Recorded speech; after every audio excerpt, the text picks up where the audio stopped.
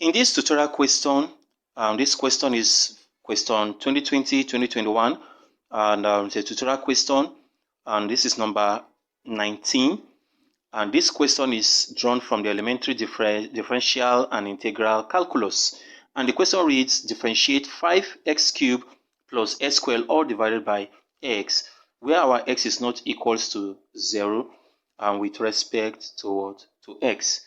Now, the first thing I want you to note here, let's bring out this function given to us.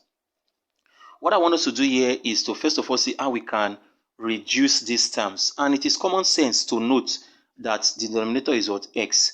And since 5x squared plus x squared are both having this common denominator, I'm going to split this denominator for 2 times. So we can say 5x cubed upon x, then plus x squared upon x. And if we do this cancellation, x will cancel x cubed to give us 5x squared, then plus x will cancel x squared to give us x. And this is what we have. Okay, so we can say that let y in this case to equals to 5x squared plus x. So we can take the derivative, the y dx. Now here will become 5 times 5x squared. 2 times 5 will give us what? 10x power 2 minus 1. Then plus, don't forget here is what? Power 1.